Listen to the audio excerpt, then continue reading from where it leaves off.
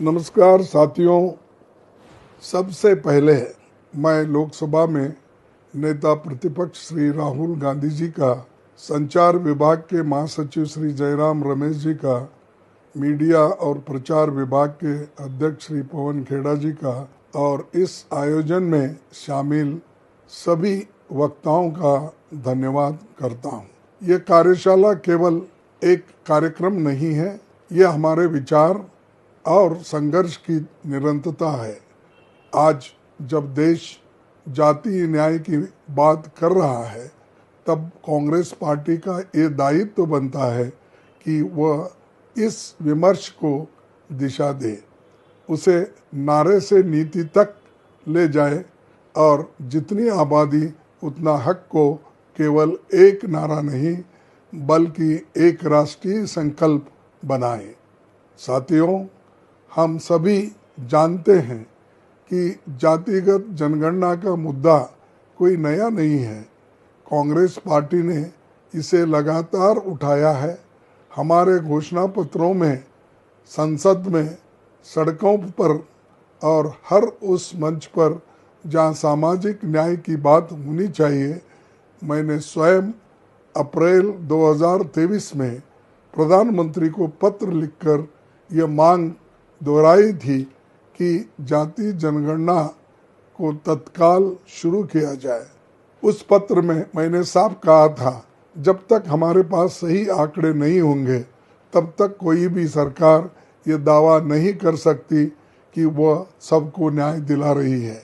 आज हमें ये पूछना है, ओबीसी, दलित और आदिवासी समुदायों की देश के सत्ता स्ट्रक्चर में भागीदारी क्या है और कितनी है। क्या वे मीडिया में, नौकरशाही में, न्यायपालिका में, कॉरपोरेट सेक्टर में और उच्च शिक्षा संस्थानों में अपनी आबादी के अनुपात में प्रतिनिधित्व रखते हैं? अगर नहीं तो इसका कारण क्या है और समाधान क्या है? इसका समाधान है सच्चाई को सामने लाना, आंकड़ों को सार्वजनिक करना और फिर नीतियों का पुनर्निर्माण करना।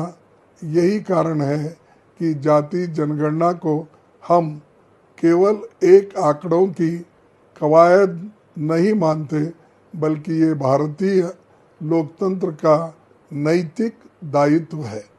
साथियों, हमें ये भी स्पष्ट रूप से मांग करनी है कि संविधान के अनुच्छेद 15(5) को तुरंत लागू किया जाए, जिससे ओबीसी, दलित और आदिवासी छात्रों को निजी शैक्षणिक संस्थानों में आरक्षण मिले। आज जब शिक्षा का बड़ा हिस्सा निजी क्षेत्र में केंद्रित हो गया है, तब इन समुदायों को उस पहुंच से वंचित रखना एक प्रकार का शोषण है। कांग्रेस का मानना है कि शिक्षा में समान अवसर के बिना कोई भी समाज बराबरी का नहीं हो सकता। हमें ये भी सुनिश्चित करना होगा कि 50% आरक्षण की सीमा पर अब नए आंकड़ों के आलोक में पुनर्विचार हो। जब सामाजिक वास्तविकताएं बदल चुकी है और आंकड़े नई तस्वीर पेश कर रही है, तो हमारी नीतियों में भी उसी अनुरूप परिवर्तन होना चाहिए। आरक्षण की वर्तमान सीमा को आंकड़ों और न्याय दोनों के संतुलन से देखा जाना चाहिए, ताकि ओबीसी, दलित और आदिवासी समुदायों को उनका वास्तविक हक मिल सके। तेलंगाना में जो जाति सर्वेक्षण हुआ, उसने एक मॉडल प्रस्तुत किया जिसमें समाज विशेषज्ञ और सरकार सभी की भागीदारी रही।